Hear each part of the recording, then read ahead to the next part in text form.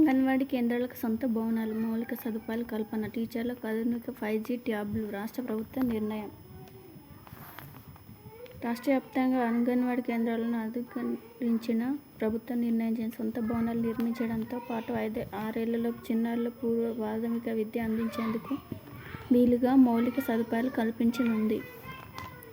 దీన్ని ఉద్దేశించి ఎంఎస్సి పరిధిలో అంగన్వాడీ, జీహెచ్ఎంసీ పరిధిలో అంగన్వాడీ కేంద్రాలు దూరంగా ఉన్న చిన్నారుల కోసం ప్రత్యేకంగా 23 మొబైల్ అంగన్వాడీ కేంద్రాలు సిద్ధం చేస్తుంది. పూర్వ ప్రాథమిక విద్యలో ప్రవేశం పొందిన చిన్నారులందరికీ యూనిఫామ్, బూట్లు అందించనుంది. అంగన్వాడీ టీచర్లందరూ ట్యాబ్లు ఇవ్వనుంది. ఇటీవల మంత్రి సీతక్క చెప్పింది.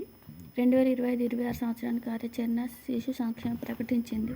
సొంత భవనాలు, అద్దె భవనాలు కొనసాగుతుంది. ఇతర ప్రభుత్వ భవనాలు నిర్వహించేందుకు మొత్తం కేంద్రాలు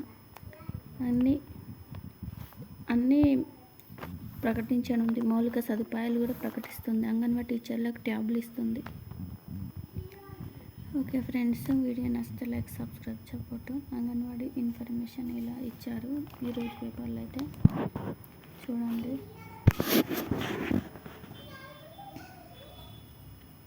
ఓకే ఫ్రెండ్స్, నచ్చితే like, subscribe, support my channel. సొంత భవనాలు నిర్మిస్తున్నారట, టీచర్లకు ట్యాబ్లు ఇస్తారట రాష్ట్ర ప్రభుత్వం చెప్పింది. మహిళా శిశు సంక్షేమం. ఓకే ఫ్రెండ్స్, నచ్చితే like, subscribe, support my channel. ఈరోజు ఈ వార్త వచ్చింది.